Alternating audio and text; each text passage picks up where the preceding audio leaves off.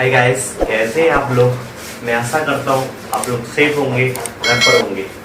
आज मैं आप लोगों के सामने यूपी बोर्ड से संबंधित यूपी बोर्ड में 10th क्लास में इंग्लिश का जो प्रोए का पहला चैप्टर है ए लेटर टू गॉड, उसके बारे में हम लोग डिटेल में बात करेंगे। उसकी समरी क्या है और हम लोगों को किस तरीके से वो पढ़ना है। तो मैं आज आप लोग इस वीडियो में जो 10th क्लास यूपी बोर्ड का जो पहला चैप्टर है प्रोज का ए लेटर टू गॉड, जी हाँ, ए लेटर टू गॉड, भगवान के लिए एक पत्र, उसकी जो फुल समरी होती है, फुल डिटेल में समरी के बारे में हम लोग बात करेंगे। अगर आप लोग किसी भी चैप्टर की समरी को ढंग से पढ़ लेते हैं तो इसका बेनिफिट क्या होता है कि आपके एग्जाम में जो भी शॉर्ट आंसर या लॉन्ग आंसर बनकर आते हैं तो आप लोग उनको आसानी से सॉल्व कर सकते हैं बिना रटे और बिना याद किए हुए।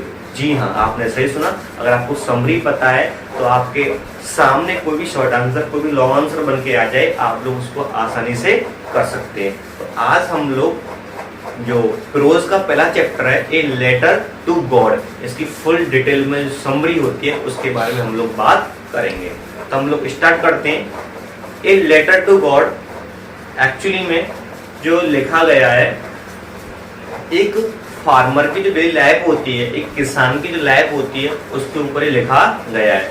और भगवान के ऊपर क्या आस्था होती है, भगवान पे क्या विश्वास होता है लोगों का, उस तरीके के बारे में इसमें बताया गया है। लेकिन इस साल अक्सर यूपी बोर्ड या सीयूसी बोर्ड दोनों में क्वेश्चंस आते रहे हैं, बिकॉज इस साल यूपी बोर्ड में क्या हुआ था, सिलेबस चेंज हुआ है।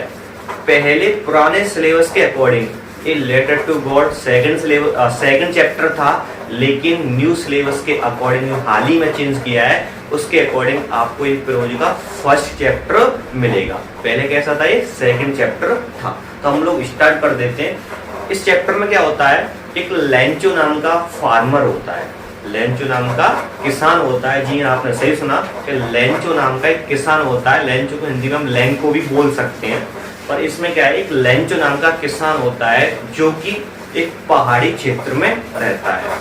आपने देखा होगा जो पहाड़ पे क्या होता है, जो क्षेत्र बने होते हैं, पहाड़ी जो इलाके होते हैं, वहाँ पे वो लोग रह रहे होते हैं विद फैमिली के साथ। जो लेंचो होता है वो अपनी फैमिली के साथ पहाड़ी इलाके में रहता है और पहाड़ पे जो निचली जो घाटी होती है उस पे वो रहता है।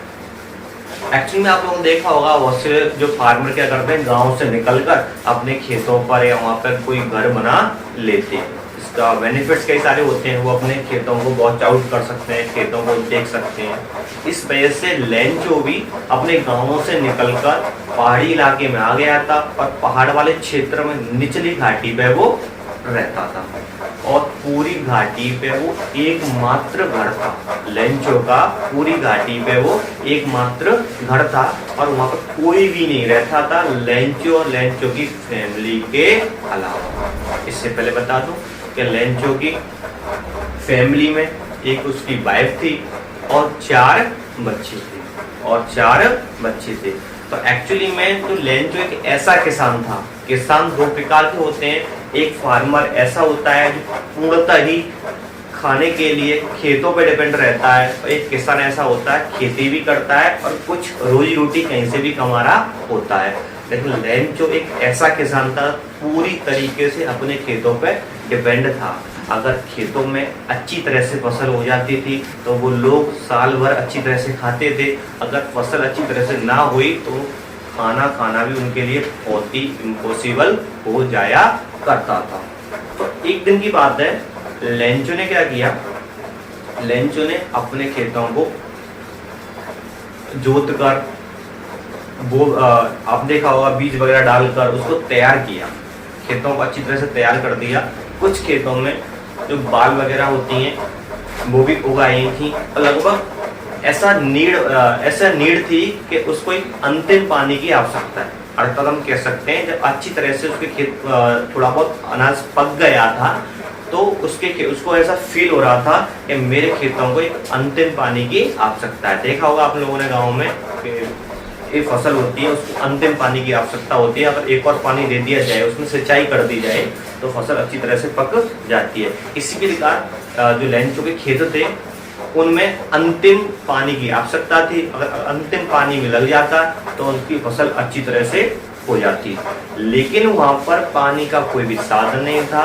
लेंचो अपने खेतों में सिंचाई के लिए पूरी तरीके से वर्षा पर डिपेंड रहता था। जी हाँ, अगर अच्छी तरह से वर्षा होती थी तो उसके खेतों में फसल भी अच्छी तरह से होती थी। अगर वर्षा बाई चांस नहीं हो पाई तो फसल भी अच्छी तरह से नहीं होती थी। तो जब उसके खेत अच्छी तरह से पक गए थे, थोड़ा बहुत अंतिम पानी की आवश्यकता थी, तो बाहर आता है अपने खेतों में अपने घर से निकलकर और नॉर्थ स्काई की ओर वो देखता है। अपने जो गर्दन होता है नॉर्थ स्काई की ओर करके वो देखता है और उसे ऐसा फील होता है जैसे कि आज बारिश होने वाली है, क्योंकि उसके खेतों की जमीन को कम से कम इतनी बारिश की आवश्यकता थी। क्या तो मूसलाधार बारिश पड़ जाए, कैट्स एंड डॉग्स, क्या तो बहुत ही तेजी से बारिश पड़ जाए, या थोड़ी बहुत बौछारें तो हो जाए। लेकिन जब अपने खेतों पे पहुंचता है, नॉर्थ स्काई की ओर वो देखता है, तो उसे ऐसा फील होता है जैसे कि बारिश होने वाली है। इससे बहुत वो खुश हो जाता है और उसके बाद अपनी पत्नी के पास पहुंचता है और अपनी पत्नी से कहता है कि शायद आज वर्षा होने वाली है। उस समय उनकी जो धर्म पत्नी थी वो क्या कर रही थी, शाम का भोजन बना रही थी। उन्होंने बोला, हाँ अगर भगवान की इच्छा होगी तो अवश्य पानी पड़ेगा। उसने इतना बोला ही था कि लगभग एक या दो घंटे के बाद बारिश आने लगी। जी हाँ, बारिश आने लगी, लेकिन बारिश के साथ साथ ओले भी आए, तूफान भी आया और ऐसा लगा जैसे कि चक्रवात आ गया हो। उस बेचारे किसान को तो केवल पानी की आवश्यकता थी, लेकिन लगभग 1 घंटे तक उसके खेतों में ओले भी पड़े, तूफान भी आया और बारिश भी हुई। आप लोग पे जानते हैं कि अगर खेतों में आपकी जो हार्वेस्ट होती है, फसल होती है, अगर पकी पकाई वो खड़ी हो, तो आपको पता है कि बारिश के साथ साथ अगर तूफान भी आ जाए तो फसल क्या हो जाएगी, नष्ट हो जाएगी। और ऐसे ही हुआ, बेचारे जो लेंचो की खेतों में फसल थी, लगभग 1 घंटा बारिश पड़ने के बाद, 1 घंटा ओले पड़ने के बाद, 1 घंटा तूफान पड़ने के बाद उसकी फसल पूरी तरीके से बर्बाद हो गई। जो बंदा वो ऐसी एक्सपेक्ट कर रहा था, ऐसी आशा कर रहा था कि थोड़ी बहुत बारिश हो जाए तो इस साल हमारे पास बहुत अच्छी फसल होगी और हम पूरे साल भर ठीक ठाक तरीके से हम खा पी लेंगे और हमारी जीविका चल जाएगी। लेकिन इसका विपरीत हुआ और पूरी फसल बारिश ने और ओलों ने बर्बाद कर दी। जब बारिश समाप्त हो गई थी, तो ओले गिरना समाप्त हो गया था, तो वो अपने खेतों के बीच में गया और उसको ऐसा फील हुआ जैसे कि खेतों को किसी नमक से ढक दिया गया हो। जी हाँ, नमक आपने देखा व्हाइट होता है, सफेद होता है, तो ओलों ने उसकी फसल को पूरी तरीके से ढक दिया था। ऐसा प्रतीत हो रहा था जैसे कि खेतों में नमक डाल दिया गया हो। अब बहुत बेचारा परेशान हो गया कि इस साल तो हमारी पूरी फसल बर्बाद हो गई, इस साल हम भूखे मारे जाएंगे। लेकिन बंदे का एकमात्र सहारा कौन था, गॉड। आपको बता दूं कि लेंचो नाम का फार्मर, लेंचो नाम का किसान भगवान पर बहुत विश्वास करता था, एक अटूट विश्वास करता था। तो उसने क्या किया, जब आपने देखा जब घर वालों से बोला कि इस साल हम लोग भूखे मारे जाएंगे, तो घर वाले भी बहुत चिंतित हो गए, वो भी बहुत परेशान हो गया। लेकिन उसने घर वालों की हिम्मत को बढ़ाया कि आप घबराओ मत, भगवान हमारी सहायता करेगा, कि कोई भी भूख से नहीं मरता है। अगले दिन उसने क्या किया, उसको भगवान में बहुत अटूट विश्वास था, बहुत ही विश्वास था भगवान के ऊपर। तो उसने एक लेटर लिखा, एक पत्र लिखा।